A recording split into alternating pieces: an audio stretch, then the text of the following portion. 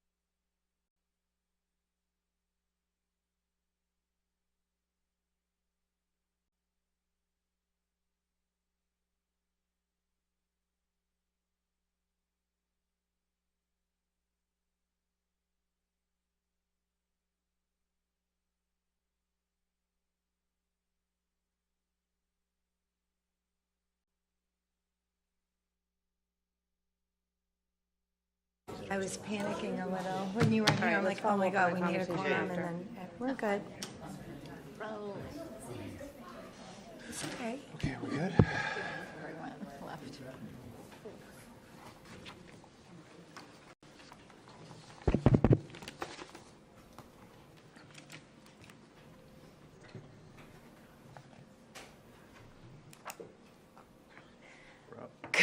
Good evening and welcome to the May 28th, 2024 Foxborough School Committee meeting. This meeting will be broadcast live and recorded by Foxboro Cable Access. We are going to start off our evening with open public comment. And I don't believe there is any over there. No one's signed up at this moment. So we're going to move right along to the approval of minutes. So we have the minutes in our packet. Oh, they're out of order, sorry. Anyone have any comments or questions on the minutes? I know I'm looking for them. I did not.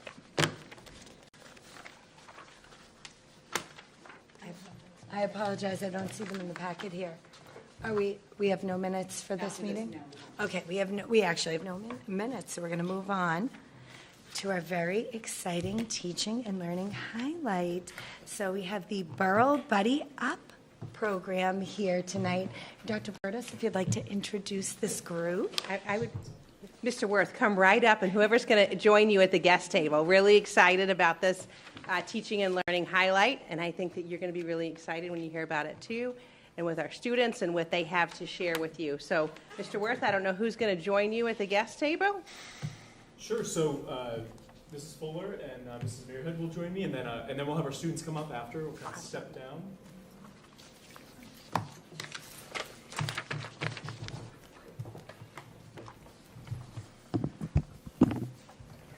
Hi, good evening, school committee members. Thank you so much always for listening to us speak about our wonderful school. I always appreciate the opportunity to share some of our proudest moments at the Borough. Tonight, we're going to share with you about our Buddy Up program. This is the first we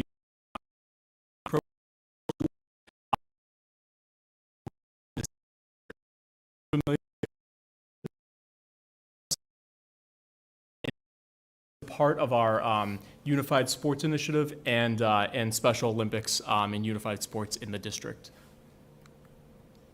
So what is Buddy Up? Buddy Up is a program that reaches out to fourth grade students. Buddies develop and maintain meaningful, genuine, and reciprocal connections with students who are attending the Special Olympics. So it's just for fourth grade students this year. They build these relationships with their peer athletes throughout their year in fourth grade. Students are selected. This year we had over 20 students selected out of our fourth grade, out of our 46 fourth graders. They accompany their buddies on the day of the Special Olympics, but it really is so much more than just a one-day event. It's an all-year team building and support system that's built throughout the year. They show their support and encouragement by participating in the events at the Special Olympics. Buddies participate in adaptive and physical education one time per cycle, once every 6 days. Students have lunch with their buddies once a month. This is scheduled activities. Buddies participate in morning meetings once a month before school to practice their leadership and plan. These are really the minimal events that are happening throughout the month with students. What we experienced this year was we kind of set up the year to have these things happening throughout each month and throughout each cycle. But what we saw is that students on both ends, both the buddies and the fourth grade students, both the students participating in the Special Olympics and their fourth grade buddies, they were craving more time with each other throughout the year. So they just dropped in. It was very casual. The picture that you can see here is some of our buddies that we have here tonight with us, just joining in a classroom to join with the students participating in the Special Olympics. It really ended up being a very strong team building activity throughout the year. It ended up being a wonderful way for some of our younger students to connect with our older students, for our older students to demonstrate their leadership, and it was really hands-off from an adult point of view, although all the behind-the-scenes work was done by Mrs. Fuller and Mrs. Muirhead and Mrs. Colleen Foley, who can't join us this evening. She's on maternity leave, but she really did so much work behind the scenes preparing for this. But day to day, it was pretty hands-off, and like I said, it was pretty casual. Students were really free to interact as much as they wanted, classroom to classroom. If you want to jump in and say anything. So this was, it's the first year at the Borough, but this was very new for me, and I am just so thankful and blessed that I did it because of these guys. They were top-notch and an inspiration. They gave up recesses to go be with their buddies. They were true leaders, and I'm just so thankful for all of them. I just want to add that these fourth graders have been an amazing group of students. I mean, seeing them step up and the leadership, and just especially having participated in the Special Olympics for the first time myself this year, seeing how genuine their relationships were and how they were looking out for their buddies if their buddies should stray, or kind of redirect them positively, and it was just such a nice relationship to see all of these kiddos. These kids are always special to me because these are our hybrid kiddos that we had. So we had them for half the year, but it was just such a crazy year that year, and to see how much they have blossomed and grown is just amazing. I'm so proud of all of them. Mm-hmm. Following the Special Olympics, I actually received an email from one of the families of a student who was participating in the Special Olympics. They wanted to tell me something that I had missed that day, which was one of our fourth grade students stepped in front of a ball and actually saved it from hitting one of the other students who was participating in the Special Olympics. She reached out. She was very emotional about it. She said that she couldn't have imagined a closer relationship between the fourth grade student and her student who was in kindergarten participating in the Special Olympics. So that really just kind of brought it full circle for us. There was a formal structure for the morning meetings that fourth graders participated in throughout the year. In October, they participated in an initial meeting with introductions, icebreakers, students sharing ideas or wishes for the program. In November, they planned some downtime activities for the day of the games, and those went off flawlessly on the day of the games. January, they reviewed stations and planned for materials needed. So the students really took leadership in doing this, planning the activities, thinking about what they would need to execute those activities. In March, they worked to make friendship bracelets for their buddies, which was wonderful. On the day, May 20th of the Special Olympics, they gave those friendship bracelets to their buddies. In April, they created a banner and pledge signs, which you'll see in the next slide. In May, the last-minute preparations for the Special Olympics. And then in June, we're actually having a celebration of all their hard work and leadership throughout the year. So that'll be like an after-school ice cream party.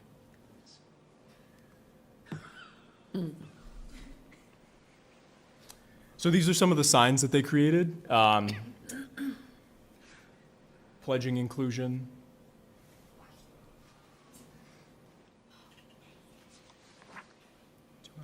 Do you want to talk about it? The only thing I want to bring up that it was amazing to me at Special Olympics, sometimes a student, like, they would become heightened or, want to run off a bit. And as much as the adults would try to help, it didn't always work. But what I saw were when the children, their buddies, went to support them, it's like those children just followed right along. And that was just one other thing that I found to be amazing, so. Do you guys want to come up? You don't have to talk. There's no pressure. Oh, I think they do. You can come up. I know some of you have prepared.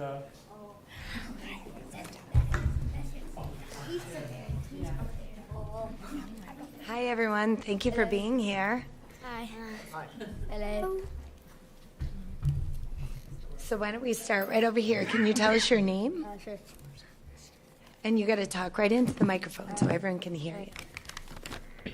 My name is Enzo. I am in the 4th grade at the Borough.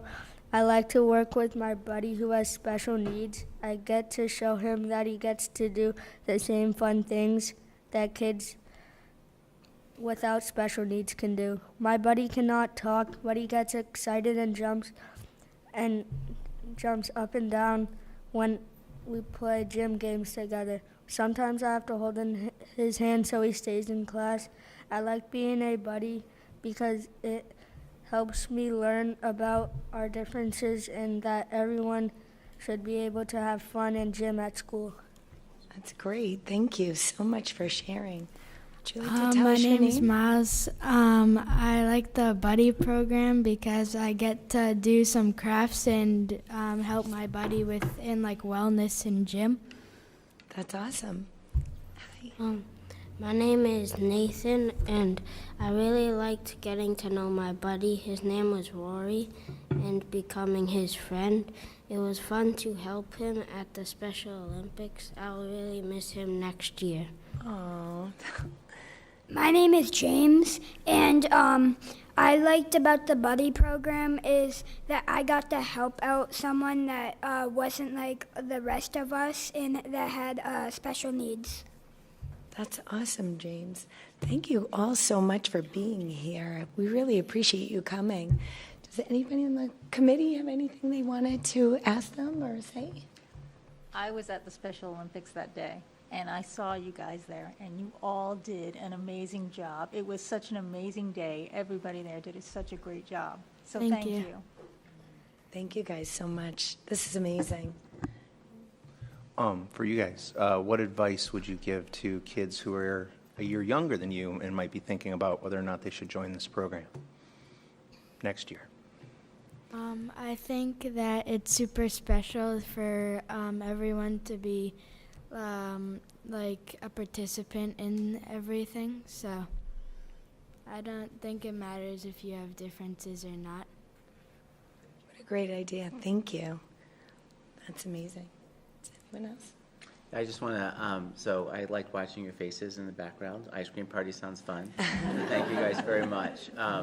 So two things. One, I hope you guys continue working with your new friends and that you continue working with the Special Olympics. It's a wonderful organization. It's a wonderful event every year. So I hope you continue that. And second, we live in a world that has a lot of cynicism, which is like negative talk and people not being very positive. But if you hear, when you hear stories like this about the stuff that you guys are doing and how much pride you take in that and making these new friends, it wipes all that cynicism away. So thank you guys very much. I personally had a really tough day, and this was a great way for me to end it. So personally, I appreciate it. Thank you. Thank you guys so much for being here. I think they deserve a round of applause.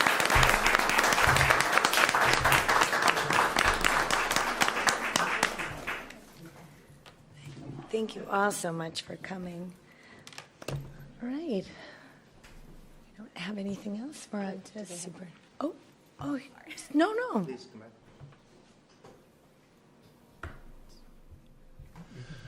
I'm Liz Machunsky. Nathan is my son, and Mrs. Muir had asked me to just say a couple of words from a parent perspective. I can't say it better than they just did, but this program is the best thing that Nathan has ever been part of. He was so excited to join, to form a wonderful bond with his buddy, whom he learned so much from. He built up his own confidence and learned that he can really make a difference in meaningful ways. And I think for the first time, he began to see himself as a leader.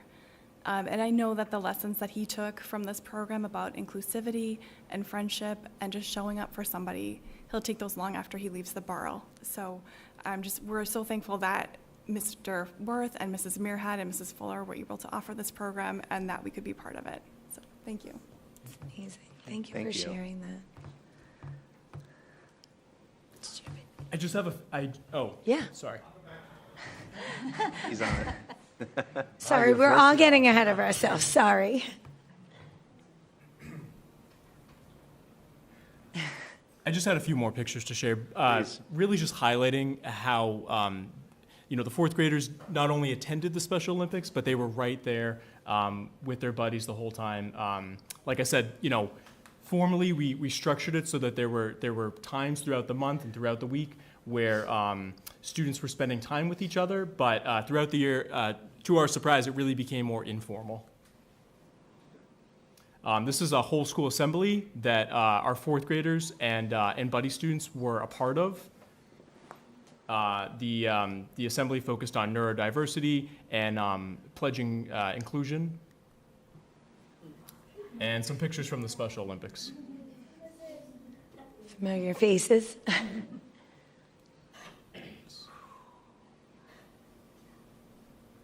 Fantastic.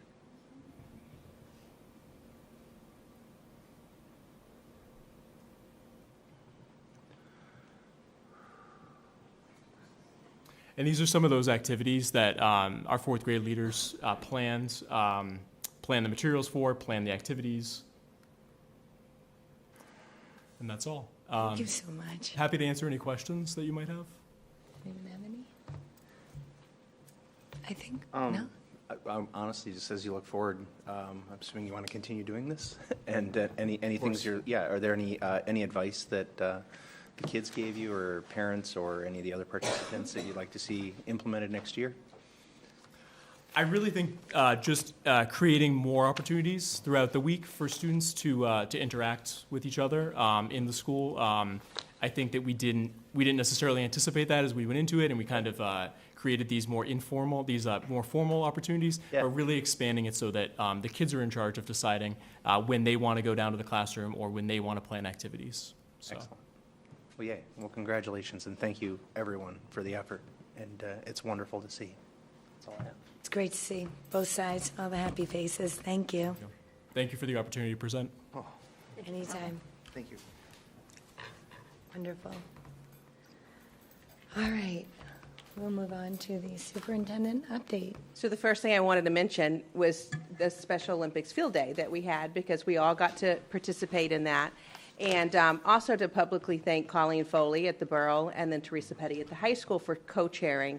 We met with them, and honestly, we got to sit and listen to all the plans that they had in place. And they had, other people helping them along the way, but they just did an extraordinary job of planning the event. They invited the Norton Public Schools to join us this year, so we had a lot more students. And I know at the opening ceremonies, we also had, public safety that was there too, so we're thankful for the greater community in participating. And one of the things that Mrs. Petty had said at the end was to make sure that you don't forget your smiles. And I think that you saw Mr. Worth's pictures there, that there were smiles in every single picture, and no matter where you were, on the turf, on the track, over behind the tennis courts, there were smiles everywhere. Everyone had a great day.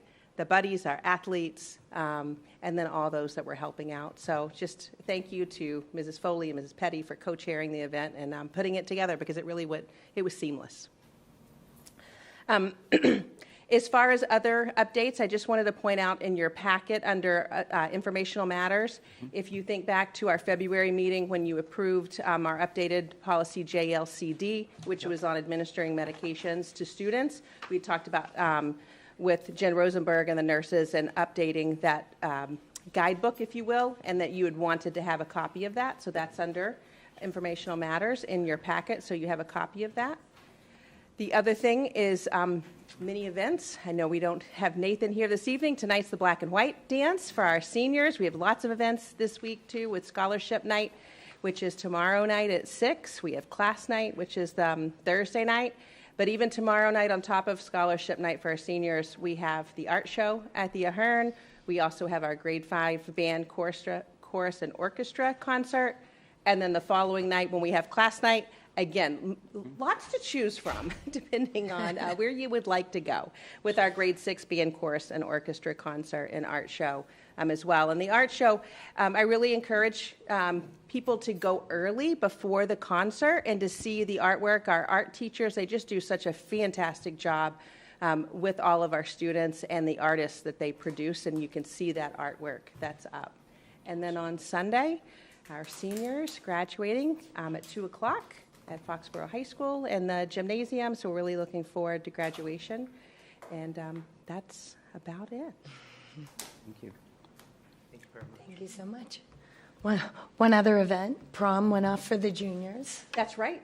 Without a hitch. It was a big month in May. Okay, well, thank you very much. If you are all set, then we will go on.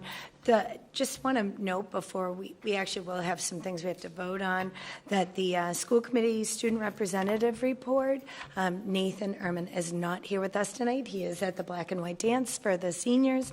There is one update. He just wanted to share with the community that he had finished the Massachusetts Association of School Committees charting the course, which is the first of many educational enrichment that is offered by MASC. So he wanted to share that. So we'll move right along to the K-12 Wellness Curriculum Review. So see a lot of faces here for that. Come on up. Just a quick reminder while everyone's sitting, they did want us to just note that make sure you speak into your microphones so everyone can hear, especially when we're voting, if that's okay. Thank you. So as this group gets settled, I just want to review with you what is in your packet. You have a memo tonight that outlines the work that we've done over the course of this past school year to complete a K-12 wellness curriculum review.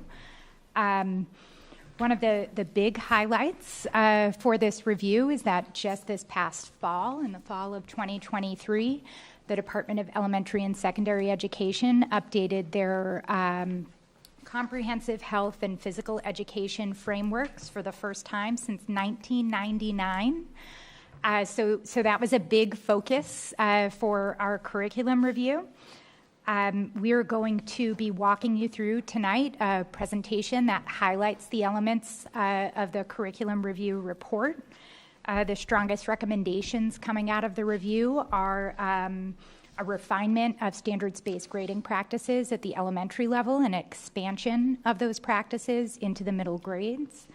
And then in addition to that, we are going to ask for the school committee's vote to update our textbook. And you see the cost outlined in that memo. So now I'm going to hand it off to the committee. Well, thank you for having us. We're very excited. So it'll be the first time I've ever done something like this in front of this crowd, so this is great. First, I just want to say we did have, how do I hit the next slide? Point it Here? towards There the we go. window. All right. We had an amazing team, and I just want to thank them publicly in front of everyone here and to the community. We were really lucky to have representation from all grade levels, all schools. All right, we even had guidance involved and administrators. It was just a really special group of people that all showed up really ready to work and dig into it. And you know, as a new department head, it's something I really appreciate to have the support of everybody. It means a lot. I also want to take a second just thank Stephanie for the tremendous amount of support she gave me throughout the process, just as a new, like I said, new in the position and right side by side, like my best friend in the process. So really, really appreciative of everything she did for us and for me, and just want to say that publicly. But as you can see, you know, we did have representation of all schools. And I'll just kind of go on from there. I don't know if I was supposed to read everyone's name, but when I first took this position as department, our first professional development that we had, we all met in the summer of 2022, and we wanted to simplify the vision of the department. So our biggest thing was, you know, there's a lot of language, there's a lot of frameworks. At the time, they hadn't come out with the new frameworks, and our goal was to, you know, as you can see up here, to provide personalized, relevant experiences that teach, inspire, and empower the students to be healthy and make a lifelong commitment to wellness. And we want it to be straightforward and easy to understand for anyone that would read that. If there was ever a substitute that had to come in for an extended period of time, we wanted them to be aware of what our vision was. We wanted all levels to understand the vision, all be working towards the same thing. And that was done through a pretty significantly long process of getting everyone's feedback and really breaking it down, and sometimes going through the grammar and making sure we hit everything perfectly, but hopefully it's right up there. If Shannon was here, she would have something to say maybe, but biggest things, like I said, teach, inspire, and empower. Sorry. Okay. One of the things that we notice is that we have a very strong wellness department. And one of the things is we're very grateful for the commitment that the town has given to wellness. The amount of kids in high school that have to take wellness, you know, for 6 sections throughout high school. It's not something that you can get a waiver for. It's not something that we excuse for the smallest thing here or there. It's every kid is getting that experience throughout their high school career. 2 semesters of health, 6 semesters of PE. It's really, really great, and it gives us an opportunity. When I first started teaching, I said I wanted to teach life class, and I think that health and PE are both like life type classes that you can really dig into what's going on in the day-to-day of a student, and you can really be supportive of what they bring to the classroom with them and the experiences they have outside the classroom. And we have a great opportunity to support them through their day-to-day lives as well as their academic lives. But some of the great things that we wanted to highlight, we just got a new wellness center at the high school, an updated wellness center from the initial donation that we got years back, which included, 11 pieces of cardio equipment, new weight racks, new Nautilus equipment. So it's new dumbbells, new barbells, everything that you can imagine. It looks like you go to a local YMCA or a fitness center, and you'll have all those. You'll have the opportunity to see what that's like, and we're really, really proud of that. We also have a lot of school-wide events. Specifically, I'll speak towards the high school. We have our badminton tournament is one of our most popular units of the whole year. Brings the whole school together. You can see some photos up there of our final from this year, and we're supported again by our administrators at the high school to give us a class period at the end that brings everyone down to celebrate what we're doing over that unit. And the kids get very competitive. There's a plaque in the gym. Coach Gibbs always talks about, you can live in Foxborough. Your memory will be there forever. So immortality. The word is immortality. Sorry, immortality. I apologize. We also have the Heinricher Hustle Race, which is a walk-run that's honoring Joe Heinricher, who's passing from a long time, who was a great friend of ours, also a former teacher in our department. And just like I said, a really great mentor, and we wanted to find a way to honor him each year. So that event raises money to now funds the scholarship for Joe Heinricher Memorial Scholarship, but also funds projects within the school that are student-driven, student-led. If they have an idea and they need money for a project, they can just write us an application, tell us what it's about, and we've never denied anyone. So if you're listening and if you're watching this as any kid, that's out there for you. And we also supported the Special Olympics Day today by purchasing T-shirts and helping that event as well. So it's a really great fundraiser. It's a really great, another way that we bring the school together. I don't want to go through all of our stuff here, but I am really proud of things like our Senior Safe Choice Day. That is something that's been going on for a while now, and it's an opportunity for all the seniors to have an experience that's peer-led. We bring in speakers from the outside talking about all sorts of things, ranging from healthy relationships to safety, personal safety, first aid. The biggest one is our healthy relationships, and the kids lead that. So we pick junior leaders each year that go ahead and lead all the discussion groups. So it's peer-on-peer leadership, and they meet in circles. They go in our media center, and we train the juniors, and then they go in and they present to the class. We watch a movie about an unhealthy relationship and talk about red flags of unhealthy relationships as they head into their careers after high school or their college or whatever they decide to do. And we as teachers kind of monitor and make sure it stays on track, but we don't get in there. We're not sitting in the circles with them, and we find those conversations to be really genuine and great. I think the kids have gotten a lot out of that. I'm going to let Mike and Elise actually highlight a couple of the elementary stuff since they're here tonight. I don't want to be on speaking, so. Okay. We do a lot of school-wide events as well at the elementary school. We do a jump-off and a hula hoop event at the Taylor School and the IGO School. That's something that we want to extend to the Barrow School as well. We do a Dance Around the World assembly where students in grades K through 4 all learn a different cultural dance from around the world. So that really expands their idea of the world. And we also have an MVP and Golden Sneaker recognition program. So this goes to a student at the end of every class for showing wellness core values, so respect, responsibility, compassion, integrity, perseverance. And we contact their parents, we take their picture, put them on a wall of fame. So just raising them to be good humans. And Mike does a lot of all school assemblies as well that I'm sure he would like to touch on. Since I've been here in Foxborough 12 years, I can tell you my experience that our wellness teachers are the biggest champions of the social, emotional, and physical well-being of our students. And I know it's across the district, and as CJ was saying, it's just, it's a remarkable group, to be able to sort of see their positivity, their energy, their creativeness. And at the elementary level, Danielle, Robert, and I, we try to share ideas, but each school is a little bit unique. Robert had shared the neurodiversity, the Special Olympics, and inclusiveness. Danielle shared a couple of ideas that she has, our assemblies, where they talk about empathy and compassion. We all talk about perseverance. A big assembly that lasts throughout the year is kindness at the Taylor School. We spiral through that, and we really try to find just opportunities to have the children have more connections, not just in the classroom and wellness in their homerooms, but also in these whole school assemblies. It's the same message at the same time. And it's really about celebrating. This year, one assembly that really, I was proud of our first graders. They taught us about inner coach versus inner critic. And it's something that, it's amazing to see. And at the elementary level, what makes me so proud is our kindergarten students. You saw the fourth grade leaders. They can do it all, if you just give a child an opportunity. So at the elementary level, there's just a few of the highlights that we have. We'll pass it off to the middle school. Yeah, at the middle school, we do a couple of things. So we just started this year with our middle school pickleball tournament, which the kids really seem to enjoy. We kind of test ran it through the 8th grade, and we're kind of looking to kind of upgrade that next year and hopefully create a whole school-wide pickleball tournament. And it kind of taters off of the high school. They do badminton up there, so we kind of start with pickleball. And then we also have a few whole school assemblies. One of our big ones for unified sports is unified basketball in the winter. And the kids come out, they play a little bit. We get some of their buddies to come and help, kind of similar to the buddy program with the elementary. The unified programs have some buddies as well. So that's a little bit from the middle school.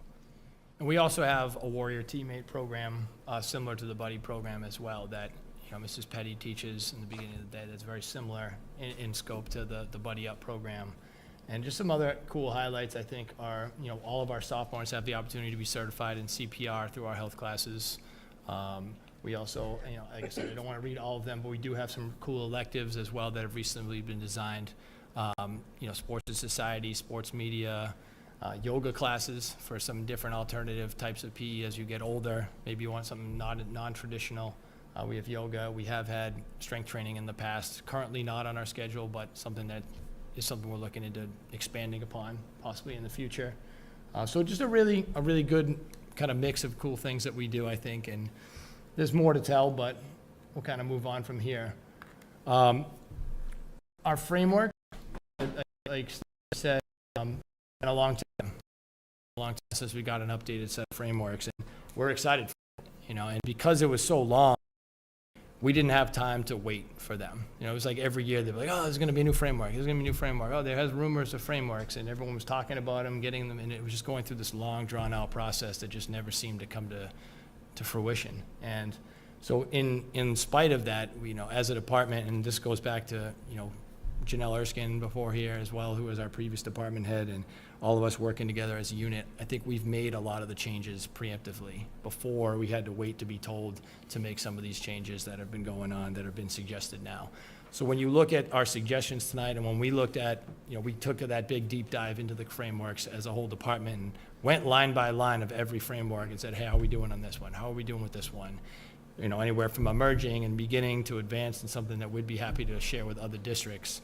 It was a broad spectrum of things. We were good at some things, we were not so great at other things, but like I said, I think we did a really good job of making these changes before this end. So you're not going to see a huge overhaul to our program now that these frameworks have come out. I think we've made some really good adjustments. What you will see, and if you've looked at the frameworks at all, is that there are some new kind of ways that they organize it. One thing I think that's a real big focus is the practices, which we'll get into in a second. But again, going back to kind of lining right along with our vision of empowering the students with skills that they can use in their personal lives. Not something that is a memorization or a checkbox of vocabulary, but really, we tell our kids, I know all the teachers in their health classes say this to the kids. I've watched them say it. I've said it myself, is that the real test for us is we're never going to be there to grade the real test. You're going to have a situation in your life, and you're going to have to make the right decision at the right time. And we're not going to be there with our textbook to tell you, it should have been done this way, you should have done it that way. We're going to prepare you that those situations exist. These are situations you will experience in your life, whether you like it or not at times. And how are you going to handle it? The old Boy Scouts, be prepared. Know what you would do in that moment. We found is, especially at the high school level, which I'm obviously more familiar with, is if you're not prepared to make a decision in a situation, that's usually when you make a bad decision. If you haven't thought about what you would do in this moment, someone offers you a ride home and you're worried about getting in trouble. If you haven't talked that situation out at home, if you haven't thought about who you would call, where you would go, you're more likely to make a bad decision. And our job, we feel, is to try to put them in the situation to make those decisions, or at least contemplate those decisions and where they would go. And then, we've all probably had this hopefully we've all had this conversation with our parents of, we're not going to be mad at you tonight. We'll talk about it. We'll come pick you up, whatever the situation is, and we can deal with the consequences the next day or down the road. But we want to develop that communication between the kids and their parents as well. So I think that's a really important part of what we do in our program. As we get into, like I said, as we look at the new frameworks, they're graded in multi-level standards. So we wouldn't say, hey, at the end of grade 3, you might have to know X. It's more of that band of, K to 2, grades 3 to 5. By the end of grade 2, you will learn this. By the end of grade 5, by the end of grade 8. And the biggest thing is, it's the frameworks are more inclusive, they're medically accurate, and it says developing and age appropriate. We find that the way it breaks down by the levels that we've discussed puts it at a very appropriate level for whether it's elementary, middle school, and what topics are being addressed at those levels. And it's very empowering to look at this and see, like I said, that we've kind of hit these practices as things that we've been focusing on. And as I slide here to the next slide, these are the 7 practices that they've come up with. Decision-making and problem-solving. And this is something that's almost an everyday topic in our health classes. And I know with the elementary school, self-management, goal setting, awareness, these communication skills, these are things that are happening every minute probably in the classes of our elementary. I'm so impressed with the elementary staff and the way they handle their rooms, the command they have over the classroom, the respect they have from the students. They're just such an impressive group of people. And they always bring new ideas to the table. We didn't mention the yoga, mindfulness at the end of class, but just that calm down 2 minutes that I think a lot of teachers appreciate. They get all jacked up and wild and they're sweating. They take that 2-minute cool down. They put on some light music. Everyone breathes a little bit. And then the teachers meet them in the line. And I think a lot of the classroom teachers really appreciate that mindfulness moment. But as you can see, there are 7 big things. I mean, movement skills jumps out there obviously as more of a physical education stuff. But all of these things are being hit in all of our classes, one way or another.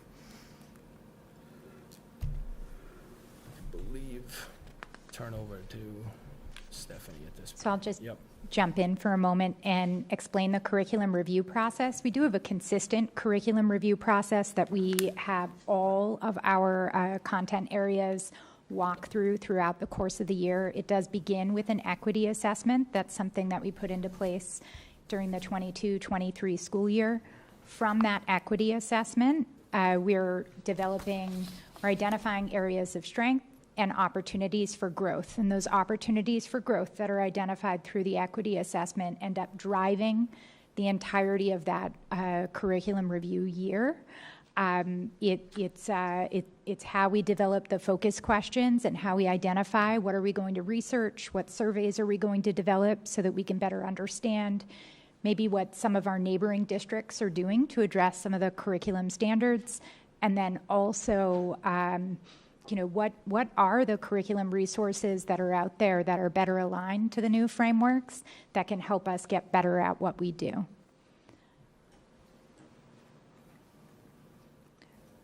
So again, the equity assessment, it was developed from the Mid-Atlantic Equity Consortium's equity audit. It's not a full equity audit. It's something that we put down significantly so that it's within the curriculum review process.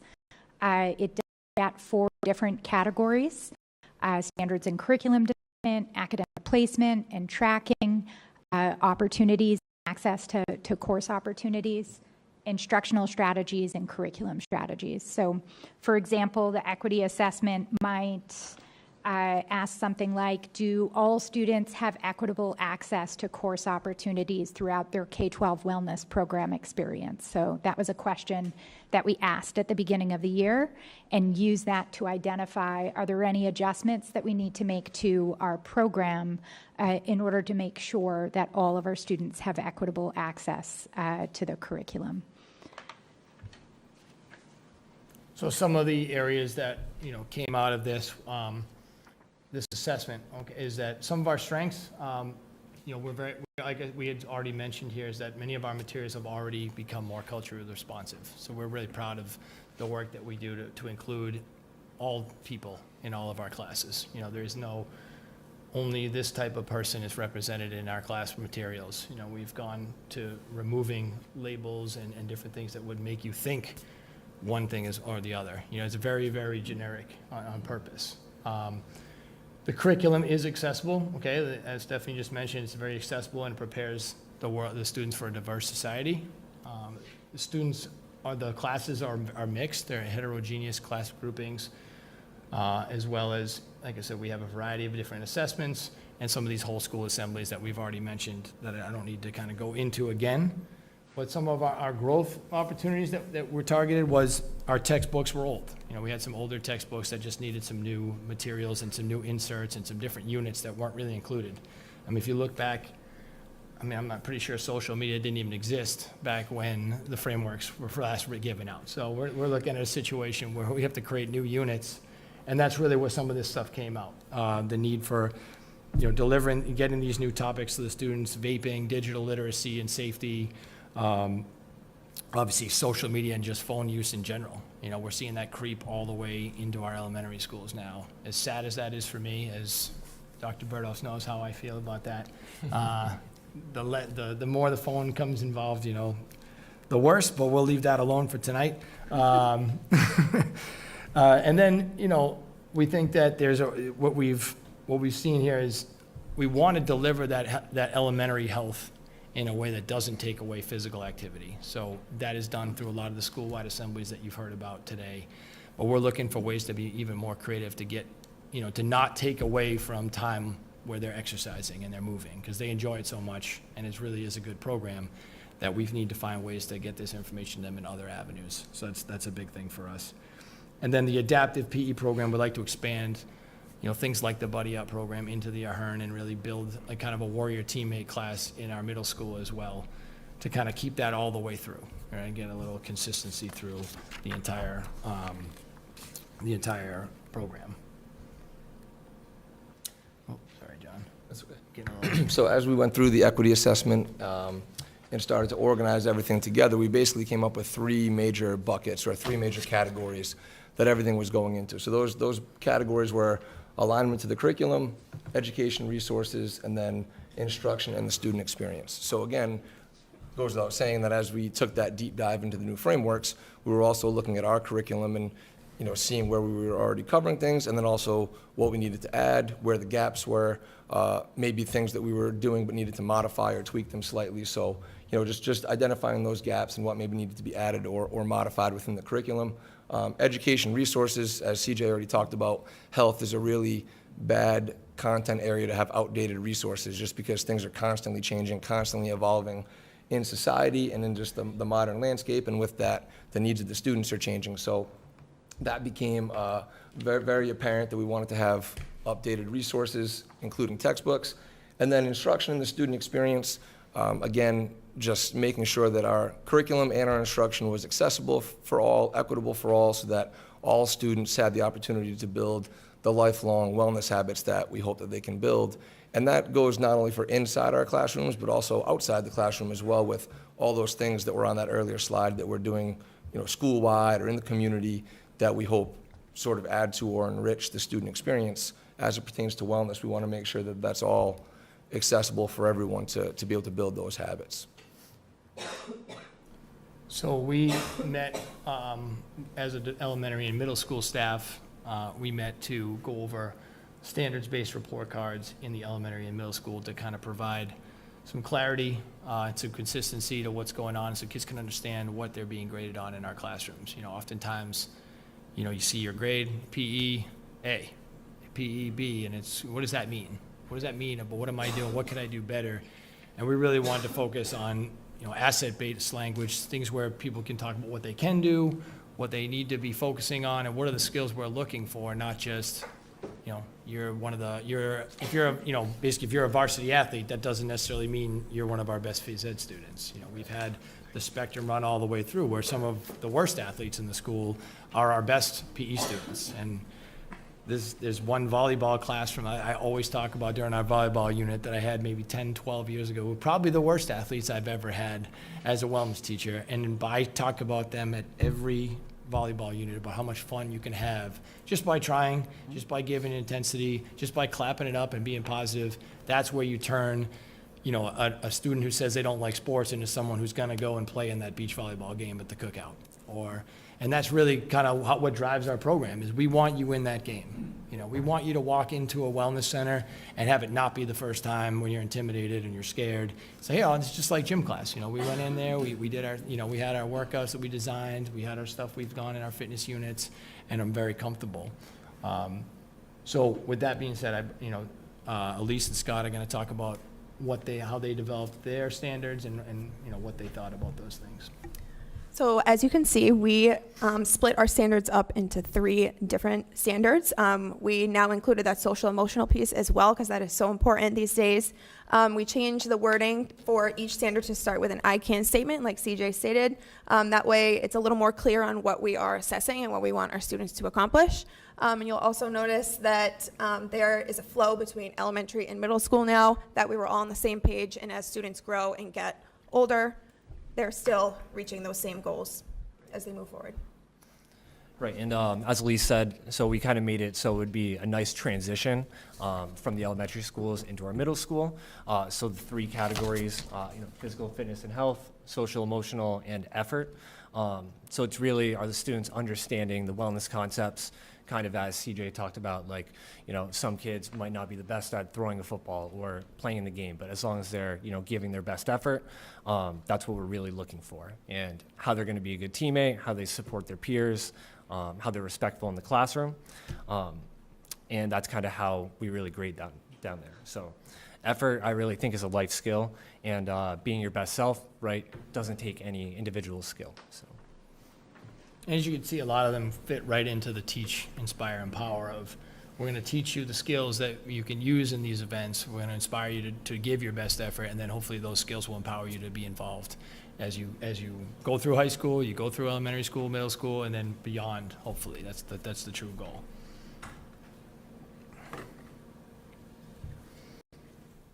So based on the identified opportunities for growth, we developed some survey questions that we actually pushed out to districts across Massachusetts. We did have about 14 survey respondents, which is fairly consistent with previous surveys that we've distributed across the state. We were looking at things like how much time is dedicated to health education at the elementary level. What are some of the curriculum and textbook resources that other districts are using that we might want to take a look at as we begin to update our textbook and curriculum resources? And then we also identified some buckets within the curriculum frameworks that we wanted to learn more about. How are other districts addressing those?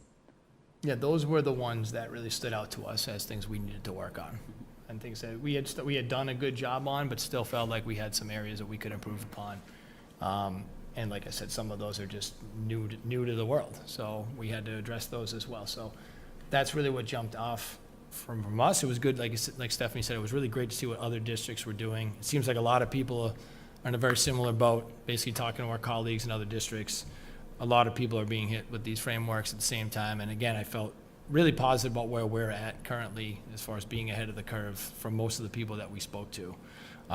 In addition, you know, when you're looking at new textbooks, you know, we've used the Glencoe, McGraw-Hill books for a long time, and we've enjoyed them, we've liked them, but let's hear about what other people are using so we can at least make a comparison and not just blindly, you know, go into the same curriculum we've done forever. I mean, we don't strictly teach from textbooks. I mean, I would say that it's not even, you know, maybe it's not even half of what we're doing. A lot of it's locally created. You know, our staff has brought so many different experiences from different districts before they got here that we've had some great curriculum time over the summer to meld all our ideas together and create a really special curriculum that I think is really beneficial. Probably should have said that before I move that slide in a second, but as part of our review of our textbooks, we did go and see a bunch of different, companies. We some of us were on Zoom calls with the salespeople to get their best sales pitch. We used the survey data, like I said, to identify some of those companies, and then we went from there and, got in detail. We got some free samples that we were able to go through and look at what we liked better, the usability. There was a push for maybe some digital, get everything online, but the cost was just so much higher. We're talking probably 10 times higher than getting an actual textbook. And we felt like for the amount that we're using it, which we are, we didn't think that we needed to really sell our whole program into this digital platform where we already have teams, we already have this thing that we're working with kids on. We did like having a book that aligned to the frameworks, and we ended up staying with Glencoe as our recommendation. However, one of the things that really stood out was they have specifically gone, like we did, line by line in their curriculum, and they have units and lessons set up for every single standard right down all the way on a chart that you can say here. If you're struggling with this one, you don't know where to go from here, here's 3 or 4 options that you can use for this topic.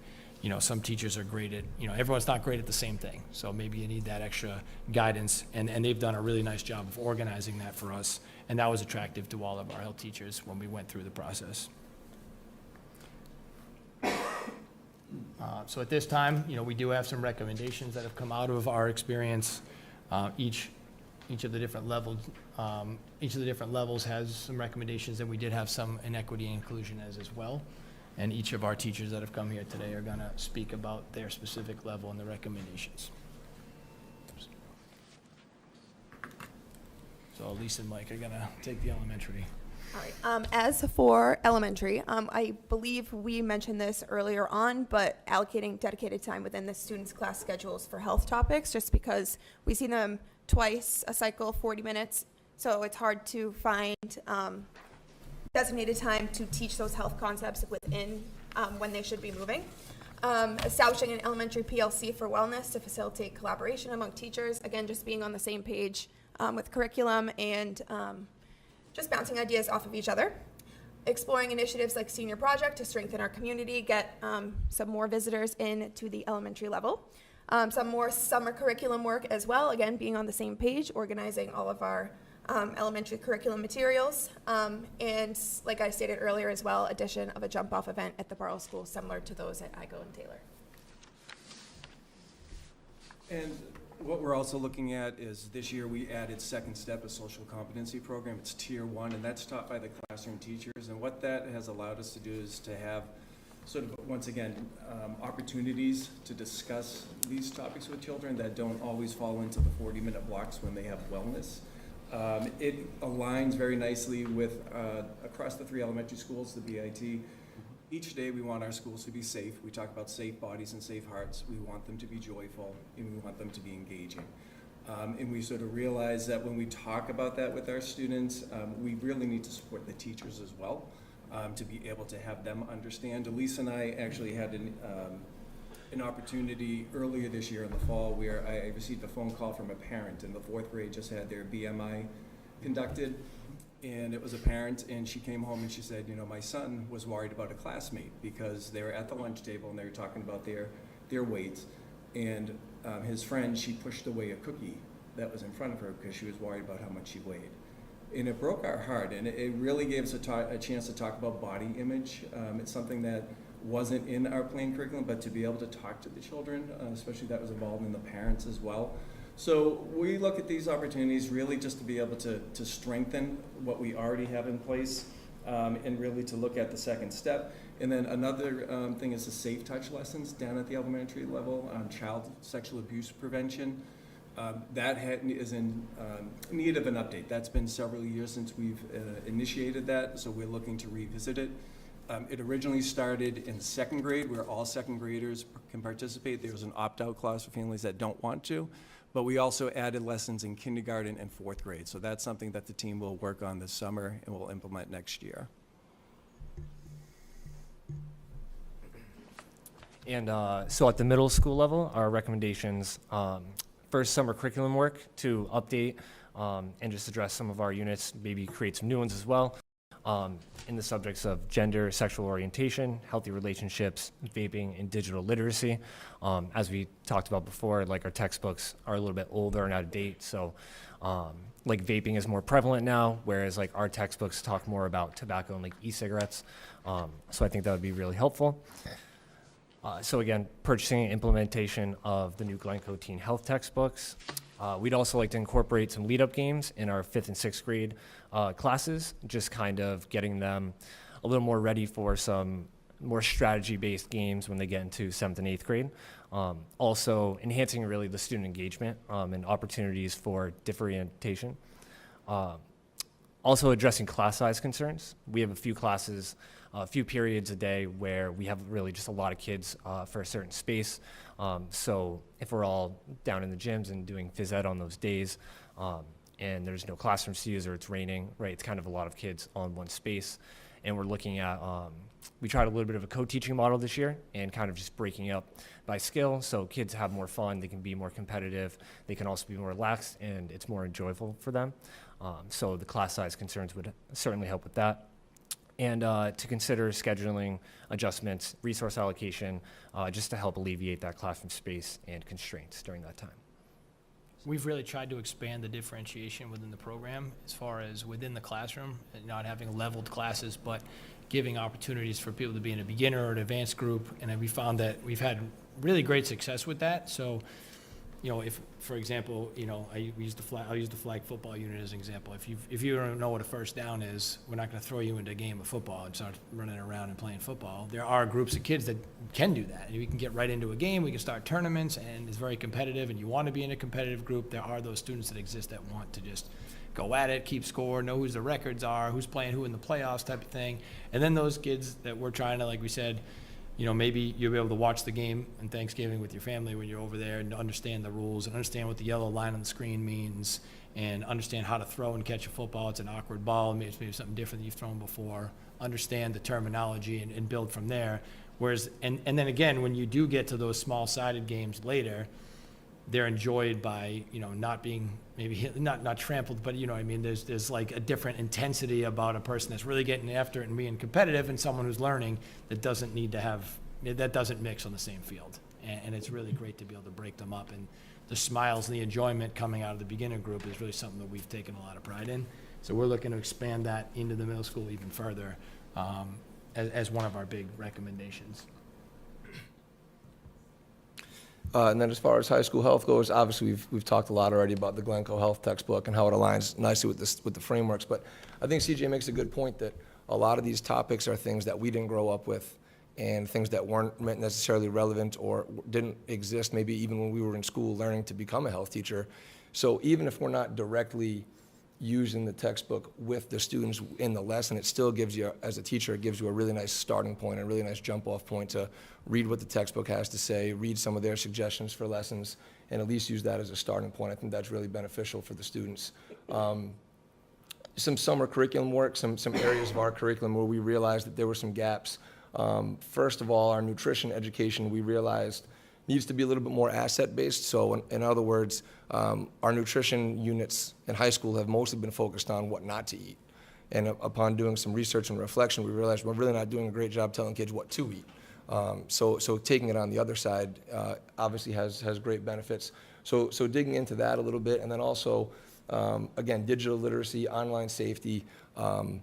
So much of a teenager's life now is spent on the internet and on smartphones, and we've sadly, over time, come to the conclusion and accepted that they're not going anywhere, and that's just the reality. And instead of fighting it, we have to embrace it, and we have to learn how to work with it and live with it because they're not going anywhere. So teaching kids how to be safe in that world, again, a world that we didn't grow up in, is something that we're really striving to make it a priority and striving to become great at, because, again, it's not going anywhere. So instead of trying to eliminate it, we have to try to work with it and help them through that. And then again, the vaping is something that has become a big issue as well. So just updating those units to make sure that we're staying relevant, staying with the time, to reflect those current student experiences. And then the last one would be collaborating with some of the great community partners and resources that exist. I think it's always great that there's so many great resources out there. There's so many different perspectives you can bring in. And I think sometimes just a different voice is beneficial for the students. CJ and I were joking about it last week. We brought in like an Army Fit group to do a day with our PE classes. And they came in and they were having the kids do all these different workouts and exercises, and we're laughing with each other like, if we were asking them to do this right now, they wouldn't want to do it, you know, because after 9 to 10 months of hearing our voice, they've had enough. But someone different comes in, and next thing you know, they're flying around the gym, doing all this stuff, and they're happy to do it just because there's a different voice, you know, and I think sometimes there's something to be said for that, that fresh perspective. I think the Hawaiian shirt might have had something to do Well, with it. yes, They true, weren't there were giving away some great Hawaiian prizes. shirts, They so. were also motivated by the Hawaiian shirts, but never hurts to have that incentive. But I think just continuing to collaborate with all the great community resources and local resources is also becoming a priority for us as well. And one of those resources we recently had at the borough, we brought in Dr. Rich from Mass General Hospital to talk. He's called the Mediatrician. I don't know, he's self-dubbed the Mediatrician, but he wrote a book about safe use of cell phones, and we're trying to get more exposure. That's through the wellness committee, not the wellness department, but the wellness committee. So that's something you'll hear about probably next month. So I'll hold off on that maybe, but just bringing him in to talk about how parents can help raise their kids in this world. Again, like John said, a lot of us grew up without them. You know, I didn't have a phone until I was 22 years old, so it's hard to experience and teach children what it's like to use that through high school and do it in a safe way that's not going to distract from their learning as well. So, finally, on equity and inclusion, we've mentioned, you know, trying to expand our adaptive physical education program to the middle school. I have not, you know, we have some meetings set up with the special ed department right now to work out the logistics of how that will fit into the day. We had an idea of putting something during the B Corps at the Ahern as a time where Mr. Foley actually has volunteered to be the teacher for that class, so he'll do a great job. Also, we've talked about more school-wide events as much as we have a good amount now. We really do feel like a lot of our events, you know, kind of define a lot of the experiences that all these kids have at Foxborough High School and throughout their time in Foxborough. The jump off is something that when I go and watch the jump off, and you know, Mrs. Portamani got me right out there in the jump off doing it with the students, but the intensity and the excitement with those kids for that day is so special. The Dance Around the World event is just, the energy in the room is special, and it's something the kids will remember better than a day-to-day activity, so something that really stands out. And then the standards-based grading we've already addressed, so that was something we want to really hit on. So we do have timelines. Go to Elise. All right, our proposed timeline and budget for our elementary health curriculum. This is a 3-year process, and all of the recommendations that we shared with you can be achieved through the regular curriculum review budget.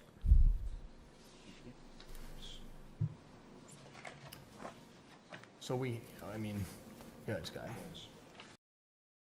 As the middle school, our plan is to work with the existing budget, support program changes over the next 3 years, aligned to the recommendations and the standards. At the high school level, we wanted year one to try to get ourselves that new textbook, get into that summer curriculum work to revise those units.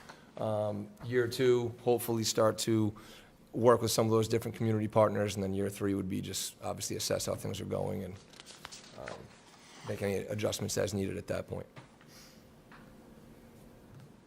They're all very similar. We do want to try to get that adaptive physical education program in. We're actually hoping for sooner than 25-26. We're hoping for next school year. That's kind of the goal here. It's just a matter of getting it in the schedule and having it work out. If not, the absolute latest we'd want to get it in there is between the 25-26 school year. But really getting together with professional development and time together to kind of dig into these topics a little bit more and really put these lessons down on paper as well, or digital paper, and someplace where anyone can access them and utilize them. If we were to have, you know, a long-term sub situation, they could walk right in and be smooth right into the next lesson. I think that's something that's really important to us. And then we'll assess as the years go on. But other than that, we're ready to take some questions. Sorry to be so long-winded. Well, thank you so much for your thoughtfulness on everything, and the presentation was amazing. And I really don't have any questions. I just want to thank you because I know how much work went into this. I could tell from the presentation. Anyone else? Yes. So I know there's action requested this evening. Just for clarification, the action is approval of the purchase of new textbook for both the middle school and new textbooks for the high school. And that's the only action that is there additional action that we're actually? Correct. So it's the approval of updating Okay. the textbook. So what CJ's team has selected is updating the existing textbook to a newer version that's aligned to the new frameworks. Okay, so just for the language, you want to say update rather than purchase of new? Correct. Correct. Okay. And then in addition to that, there are updates to the standards-based report card language Okay. at the elementary level. Okay. However, the middle school standards-based report card, we've asked to come back. Principal Frazier will be presenting a final reflection on where we are with standards-based report cards at our next meeting, and asking for the school committee's vote to adopt standards-based report cards in grade 5. And we could include the wellness standards-based report cards in that vote as well in June. Thank you. That was question number 1. Question number 2, I heard a couple of times in your presentation. So 1, thank you. Very thorough. Always appreciate the formality of this process that everybody goes through, right? We often neglect, particularly in our community, that there actually is a lot of science behind this and there's a lot of data. And when we get presentations like this, it reminds all of us that there is science, there is data, and all the work that you do is based on that data. So thank you very much for all of that. And certainly thank you, Dr. Burrows, for your partnership with this team in making all this happen. But I did hear a couple of times in the presentation, a couple of references to our reviews. So my question first question is, what is the review cycle for this curriculum?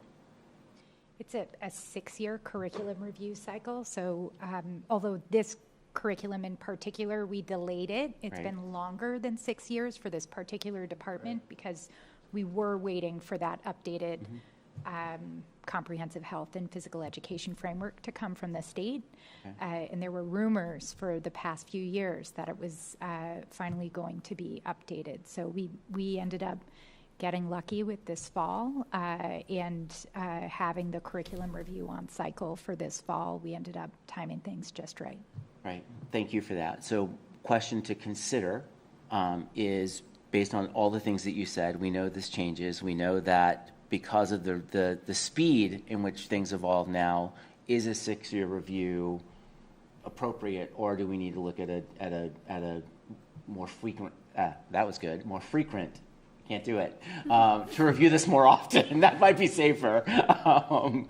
But again, based on what you guys said, even between 6 years ago and now, technology, gender issues, all those things have changed dramatically in how we talk about them. Does it make sense? So I'll stop and let y'all comment on that. Do you want me to go? Sure.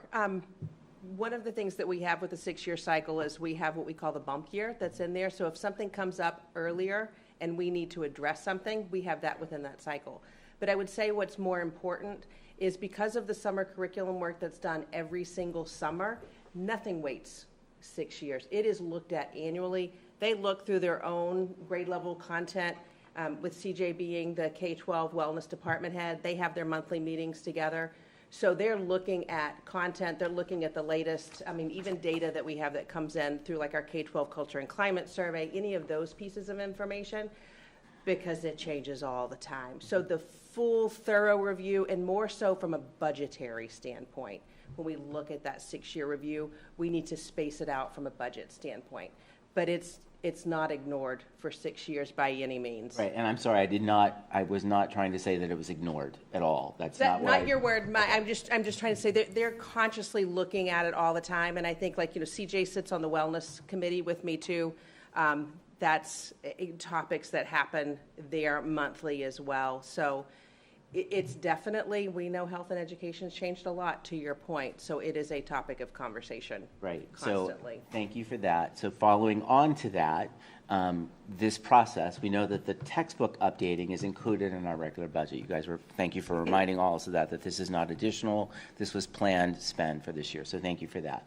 But we did talk about potentially in the 2025-2026 school year, expansion of the adaptive physical education access.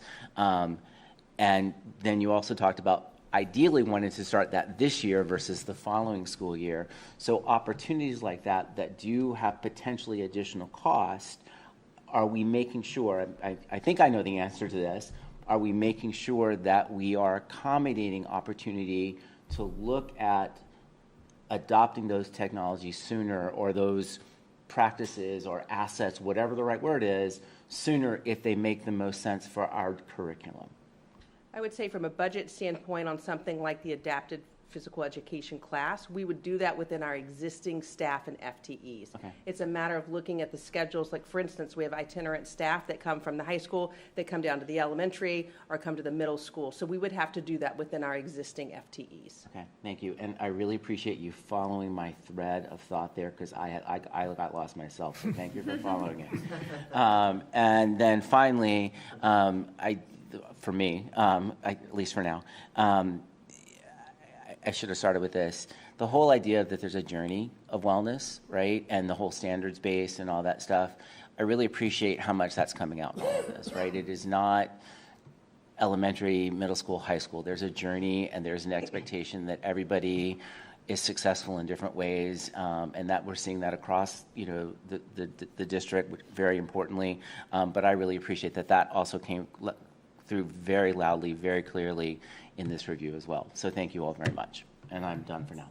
I'd like to just kind of springboard off something that you said with that. Just sitting in our DEI committee, our Diversity, Equity, and Inclusion committee today, one of the elementary teachers, which was talked about with Second Step, now that Tier 1 is within the elementary classroom teachers under them, the comment was that it was worked out really well with them doing those lessons, because they can take that language throughout the rest of their day. And so that was what we had hoped, but to hear that, it just organically came up in the conversation. So it's taking the health and wellness piece, and it's looking at social emotional learning as well, and then it's coming up within those lessons, but then it is permeating throughout the rest of their day. Thank you. That's awesome. Thank you.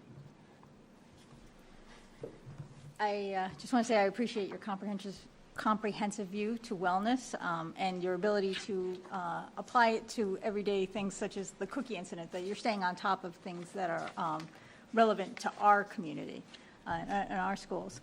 And I did have a quick question. When you mentioned that the sophomores are CPI certified, that's a certification an in-house certification, or is it an actual? It's through the American Heart Association. It is actually Yep. through the. Okay, again, I must applaud you for that, because I think CPR is very important to know, and the biggest stumbling block is the time it takes to learn that, and you've now removed that stumbling block for the students.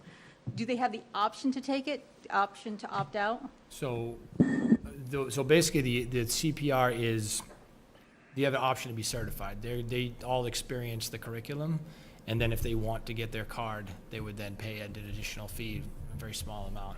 Okay, because I have a sophomore who has not said one word about it, so Well, my feeling is he must have opted out. They have just said started, nothing. that's their last, we just usually started. end that, so. John Because can he's speak. made no mention of it. We no- just started late But last again, week. I think that is a fantastic opportunity, and that is one of the biggest, there have actually been articles written in scientific journals that have stated that has been the biggest stumbling block. So I don't think people understand how huge that is that you offer that. So that is great. Thank you very much. Hey. I want to echo the sentiments of the other committee members in just saying my profound thanks for going through this process. It's done it before. It's robust. I'm sorry you guys had to wait since I know you've been on it all along. Mr. Gibbs, I appreciated your explanation of just, looking at a gap analysis, because you all have been revising your curriculum as you go on, because so many departments like yours for years have just kind of been like, okay, well, I guess we'll review our own without, being told by the state. So I appreciate your professionalism with that. Also, I'm going to say something that you all know, and all the other teachers in the building, for people who aren't in the buildings and aren't very close to education, it's this department that actually drives so much of what we want our kids to grow up to be. And when you go through NEASC and you do the profile of the graduate, you got to talk to a wellness teacher. When guidance is tasked with coming up with an advisory system, what are we going to do during advisory? And that's not just homeroom or, you talk to the PE department because they're the ones driving it. And it's so much more and so much deeper than most of us grew up with. And so I just want to applaud your professionalism and for making each of your buildings better and the district better and our kids' lives better through what you do. So, and that's evident in the way the curriculum is structured. It's evident in your approach to standards-based grading. It's evident into the goals that you want to infuse and the way you looked at resources. So thank you all so much. And Jesus, sorry, none of us commented on the fact that this is the first time we've seen Mike in a meeting without a tie. So, literally. Air conditioning at So are we doing 3 separate motions or 2 separate motions? I think she said just the one. So is it, well, because one's for standards-based. It should be 2 separate motions, Right. one to update elementary standards-based report cards, and then the second to Update update the the textbooks. textbook at the middle and the high school. That's what I thought, so thank you. But they don't have the standards for the report cards. You're waiting till June to have that For the motion. middle school For middle portion. school, Okay. Elementary's ready to go. right. Yes. Got it. Middle school is also ready to go. I just think it makes more sense to group everything together. Yeah, Okay. that's fine.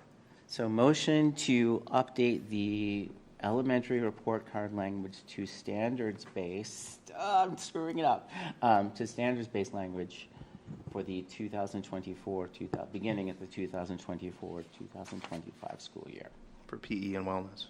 Right, thank you. Tried. You're all right. I second. Okay. Any further discussion? All in favor? That's 400. And Motion to approve the purchase of, nope, not, is it on to purchase, Bill? Update. To update the wellness curriculum textbooks for the middle and high school wellness curriculum. Let's just say wellness twice to make sure it's covered. Those should be separate as far as they're 2 different texts. Okay, so now we want 3 motions. Perfect. So motion to update the middle school wellness textbook to the, as recommended this evening. Say it that way. Second. Thank you. You're welcome. any further discussion? Seeing none, all in favor? 400 on that one too. Now number 3. Okay, motion to update the high school wellness textbooks to the curriculum, or the updated textbooks as presented this evening. Second. Second. Any further discussion? Seeing none, all in favor? And that is 400 as well. Thank you. That was Thank you a guys very tongue much. twister. Thank you you. all so much for all your work. Thank you. No, it's not stopping after tonight, so we appreciate it. And we also have our wellness, And our staff. our other wellness staff that are here this evening. Yes, too. thank you so much. And P.S., we you see guys you. both talked about devices. You got your textbooks. No devices needed. So that's a happy accident too. Thank you. There you go. Or maybe it isn't an accident. Thank you. Thank you, everyone. All right. So we're just going to move on to community updates. We'll start with Mr. Canfield. Nothing. Ms. Thaxton. Okay, I just, yes, thank you. Oh, hi. Yeah. I just wanted to remind people, again, we had finished CPAC for this year. CPAC is the Special Education Parent Advisory Council. But I just wanted to point out that we did a workshop with the Federation for Children with Special Needs, which provides information, support, and assistance to parents, caregivers, and professionals of children with disabilities. They did a workshop on the new IEP form, but what was interesting about it wasn't just on the new IEP form, it was how a parent should fill out the new portion of the IEP form, because the IEP form is going to be more focused more on the student and the student information. So they had like separate workshops with things like, modifications versus accommodations, student voice, data collection, how to set effective goals, and how to make an effective student-parent concern statement. Again, if you ever see a workshop like that come up and you have a student on an IEP, I highly recommend that you attend this workshop, because I think this workshop was excellent. Also, CPAC has done, had some fantastic workshops this year. We did one just in May, the Parent Academy, Fostering Positive Mental Health in Youth with Dr. Larry Epstein. That is something that I think we all need to be aware of. That is, even though it is, sponsored by special education, the CPAC, I think it's something for everybody to attend. And so please don't think that just because it's sponsored by the CPAC, that it is only for a subset of students. It is for everybody. Back in April, we also had Sarah Ward come in and talk about executive function. And again, that is something for everybody. So please, when you see something sponsored by the CPAC, take a look at it, because it may be something for everybody. We are not just focusing on, a small subset of students. This is for everybody. This is for our whole community. And the one last thing is, I did attend the Special Olympics, and thank you to Teresa Petty. She did an amazing job. It was fantastic, especially with the addition of the Norton students. It was fantastic. So again, thank you very much for what you did for this year. It was amazing. And last year, too. It was amazing last year. Thank you. Mr. Ruda? Nothing else. I'm okay. Mr. Yugna? Motion to adjourn. No, I'm staying. Second. I actually don't need a second for that. I checked. All in favor? And that would be 400 as well. Thank you so much. Have a good night.